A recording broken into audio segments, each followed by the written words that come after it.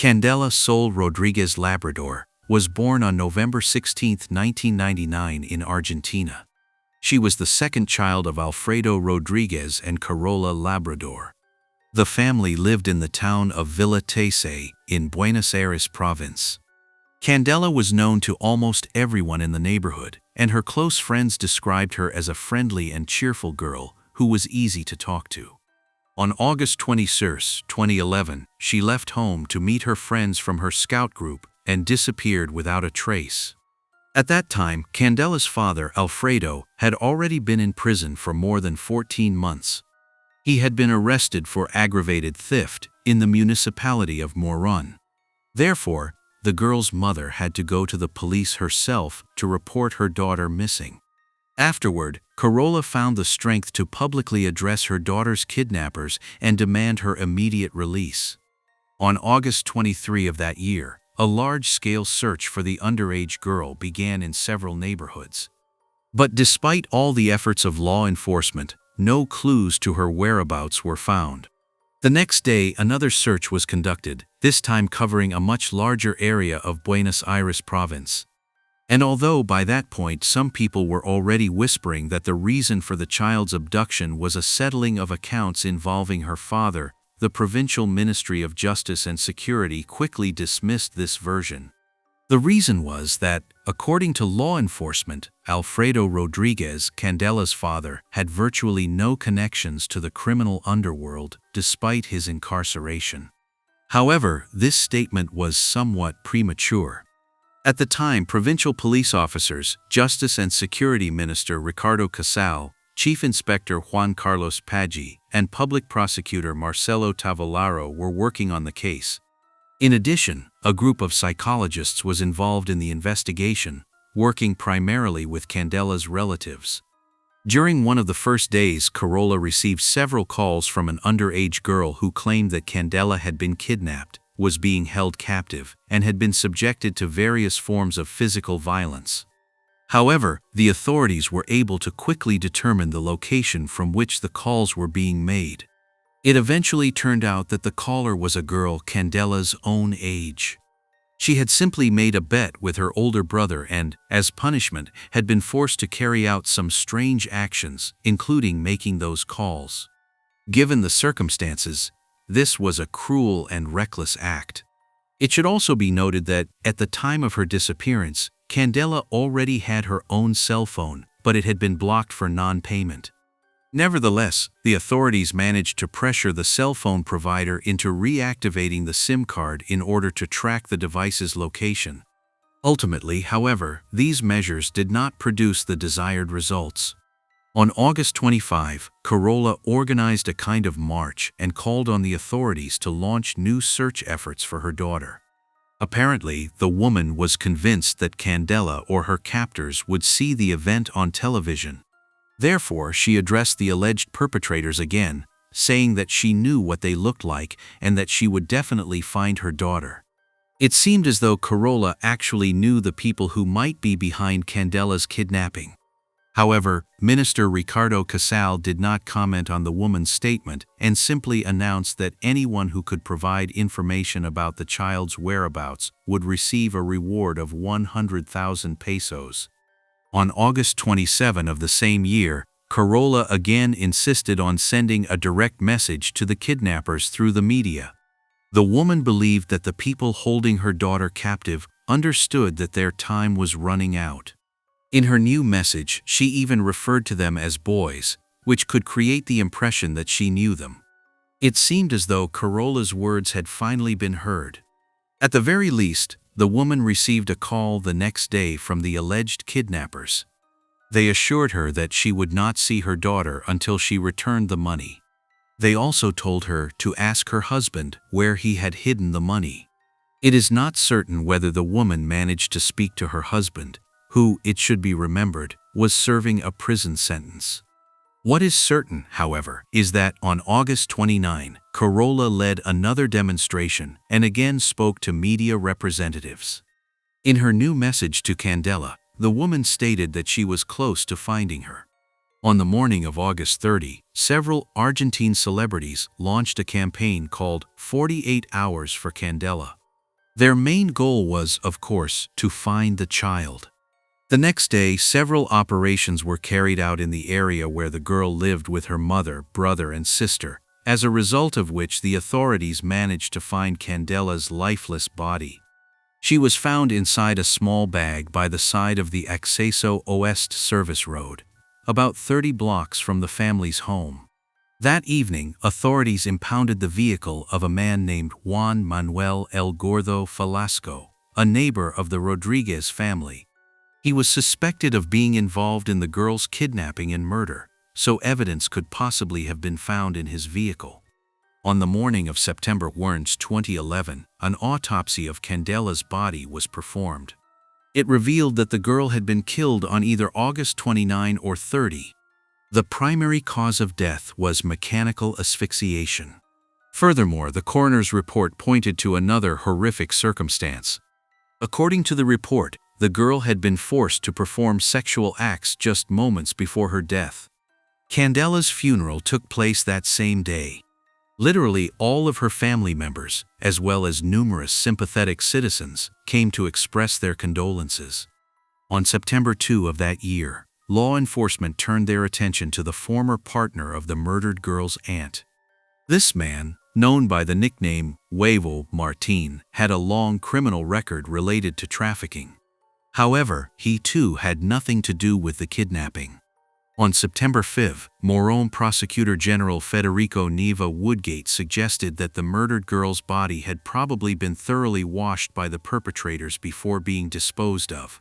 Woodgate also stated that neither she nor her colleagues had any evidence that the primary purpose of the kidnapping had been extortion. Furthermore, according to her, no signs of abuse were found on Candela's body. This statement, however, almost completely contradicted the information presented in the autopsy report. Nevertheless, the authorities made no official statement on the matter. On September 6, the Buenos Aires provincial chief accused the media of obstructing the investigation into the case. That evening, authorities searched a house about 5 blocks from where the girl's body had been found. There they discovered traces of Candela's DNA. The house belonged to a woman named Gladys Mabel Cabrera. For that reason, she was immediately arrested, along with several people close to her, including Ramon Nestor Altamirano, Alfredo Monteros Jr., and Gustavo Damián Valenzuela.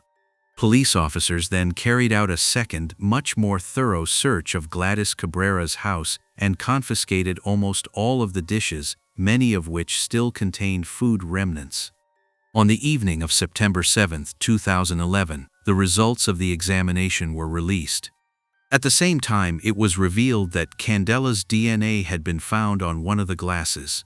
As a result, Gladys Cabrera was charged with child abduction. The other detainees were charged with aiding and abetting. All suspects were taken to the police station and personally interrogated by Public Prosecutor Marcelo Tavallaro. Immediately after the interrogations, the hypothesis emerged that Gladys and Gustavo Damián were the main perpetrators, while the other detainees had merely helped dispose of the child's body. On September 8 of the same year, an inspector named Fabián Oviedo, who had not previously appeared in this case, also came under scrutiny from the authorities. According to law enforcement, Fabián Oviedo had used his official position to participate in illegal activities while remaining unpunished. In addition to being charged with aiding and abetting Candela's kidnapping, he was also accused in the murder of a man named Fabián Garazita. That same day, police officers interviewed local residents in the hope of obtaining additional information about the Candela Rodriguez case. Just a few hours later, another person, Alberto Espíndola, was arrested by the authorities. He lived with his wife and 3 children near the kidnapped girl's home. A witness, whose identity was never revealed, accused this man not only of kidnapping the child but also of illegal trafficking. Based on this testimony, a red van was confiscated from Espíndola, containing ropes, condoms, and a vacuum cleaner that may have been used to destroy evidence.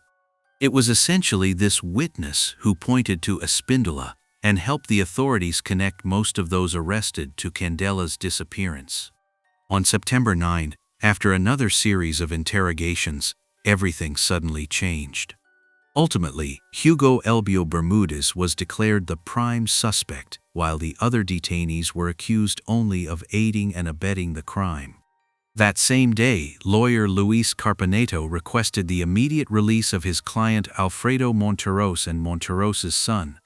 The reason for this request was the claim that both men knew nothing about the crime and had never had contact with the kidnapped girl. Ramon Nestor Altamirano's lawyer made the same request.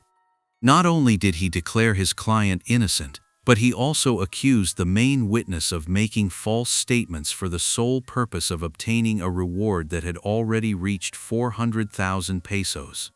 Furthermore, Altamirano's lawyer submitted a written request to prosecutor Marcelo Tavolario, who had personally participated in the search of Gladys Cabrera's house, asking for an official report of the search in order to strengthen the defense. On September 12, 3 suspects, namely Gustavo Damian Valenzuela, Alfredo Monteros, and Alfredo Monteros Jr., were released. The remaining alleged criminals stayed in custody.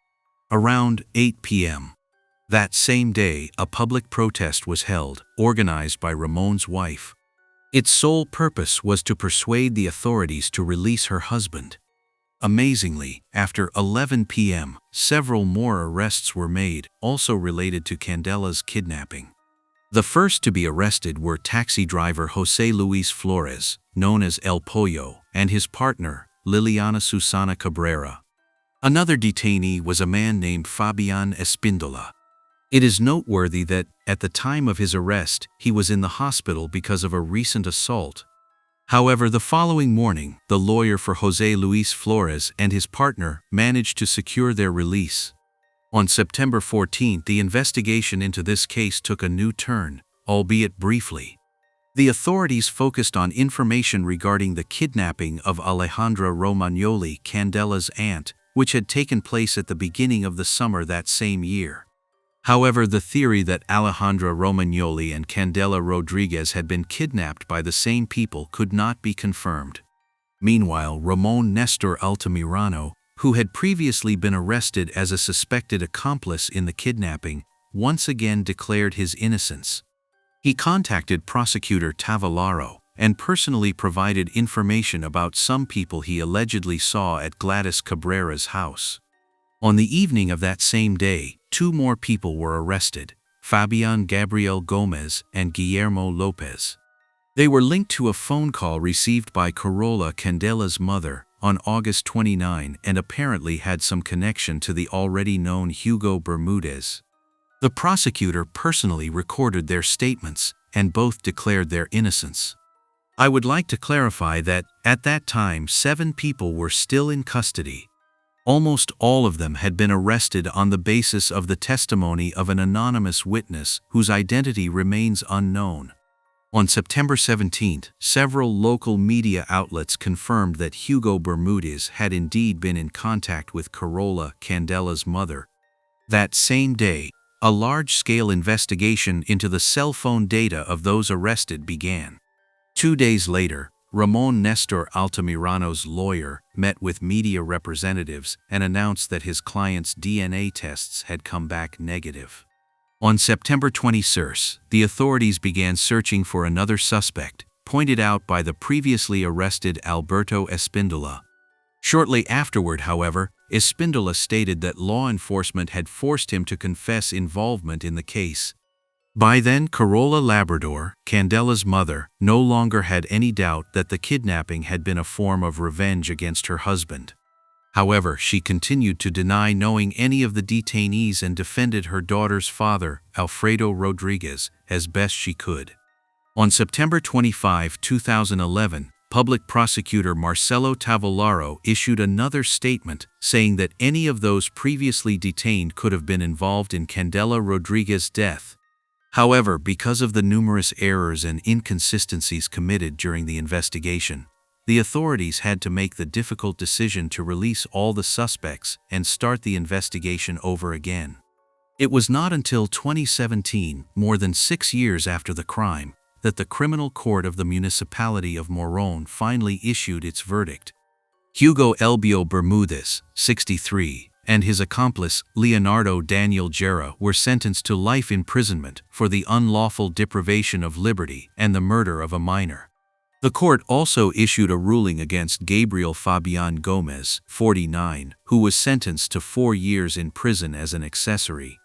In handing down the verdict, the judges considered irrefutable evidence, including DNA samples, wiretaps, and witness statements, which ultimately clearly linked all 3 defendants to the kidnapping and murder of Candela Rodriguez. The court also determined that the primary motive for the girl's kidnapping was, in fact, a settling of accounts involving her father, Alfredo Rodriguez, who apparently owed the perpetrators a considerable sum of money. At the end of June 2020, the Buenos Aires Court of Cassation upheld the life sentences previously imposed on Bermudez and Shara, as well as the 4-year sentence imposed on Gomez. After the verdict, Carola Labrador briefly appeared before the cameras. Her voice breaking, she said, "I have nothing to say to you right now. I only wanted to do what I promised. And when she was found there, I kept my promise. I said the perpetrators would be severely punished.